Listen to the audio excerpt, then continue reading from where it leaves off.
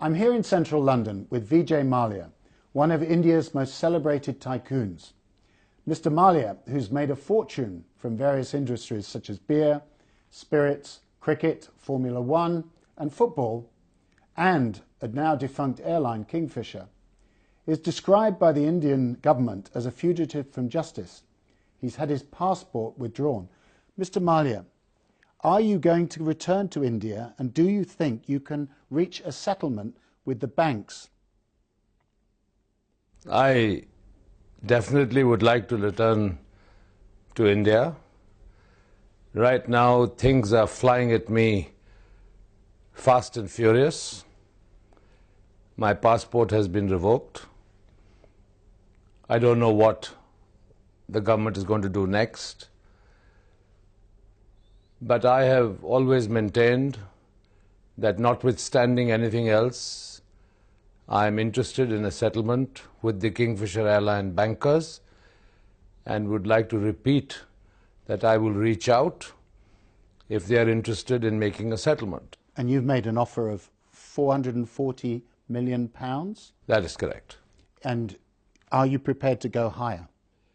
Well, the banks need to also consider the fact that there are other creditors who also need to be paid off and satisfied. I can't possibly be seen to be giving preference to the banks just because of this extraordinary pressure being put on me by various government agencies. Who is behind the move to withdraw your passport? I wish I knew.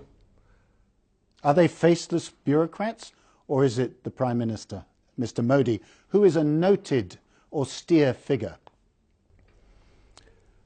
All I can say is that the manner in which my passport was first suspended and then revoked is unprecedented and was done with extraordinary haste. You heard about it on a Saturday evening? Absolutely. By fax? By email.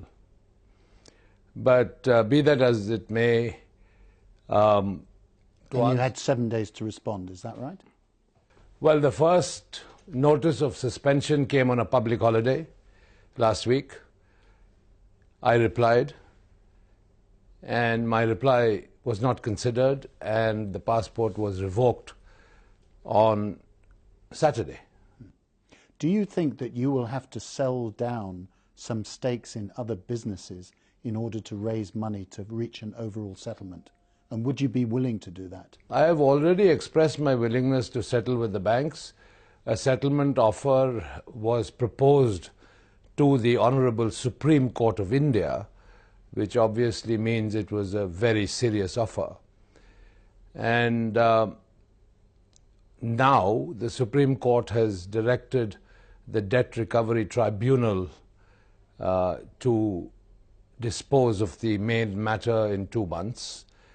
But notwithstanding that legal process, my offer for settlement stands. And what is the amount that you believe is the outstanding debt that is owed as a result of the collapse of Kingfisher Airlines? 520 million pounds? The filings before the Debt Recovery Tribunal by the consortium of bankers is of a principal amount of little over 500 million pounds. The rest is towards unapplied interest. Right. And the banks say it's 900 million. Well, I don't know whether it's the banks or the media or a combination of the two. A dangerous combination. Indeed. But that's how India is. I have never been able to understand where this 9,000 crore or 900 million figure came from.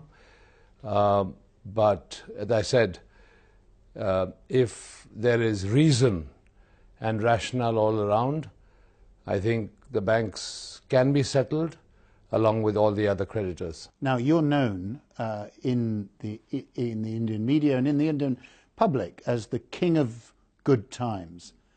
You're often described as flamboyant. You've attended parties, you travel around. Can you explain whether this is you think this is a fair characterization, or do you think that actually you were just, say, a brand ambassador?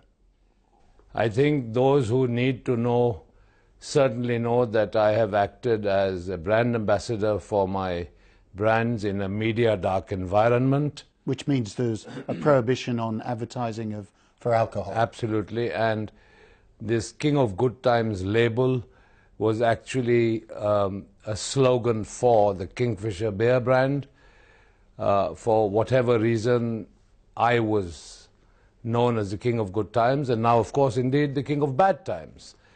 But you know, it's past me now to figure out what I should have done or should not have done. Do you think you made any mistakes? Oh, sure, I must have made many mistakes. Did you misjudge the public mood as it turned against the kind of flamboyant multimillionaires in business in India? You know, we are in a democracy in India. I have been labeled a willful defaulter, which I just cannot understand.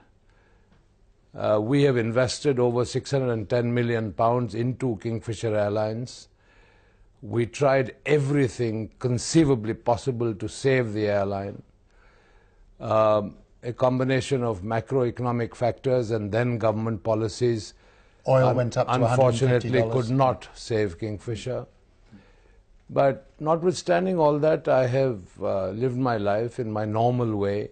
People think I'm flamboyant. Actually, I'm quite simple. That's quite a flamboyant title. Yeah, absolutely. There's nothing wrong in wearing a colorful piece of clothing.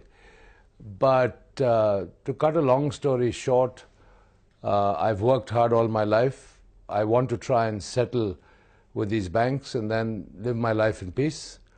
And that's my focus right now. Do you think that you will ever be able to go back into business in India?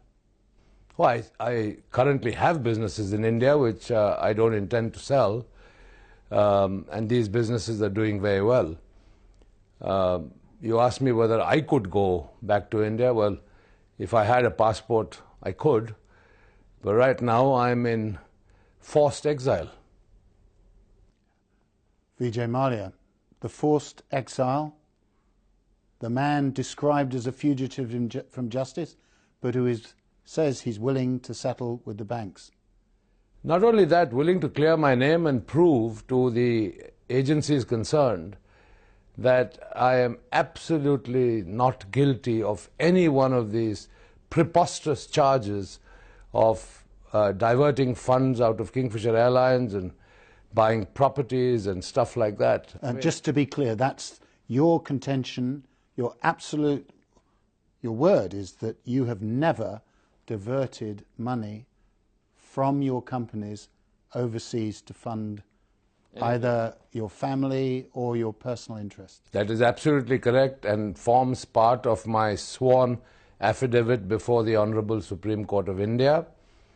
And if our government so decides, let them appoint the world's best forensic auditor to come and audit the accounts of Kingfisher, audit how all the bank loans were utilized, and I'm sure they're not going to find anything because that is the truth. Vijay Mallya, thank you for talking to the Financial Times. Thanks.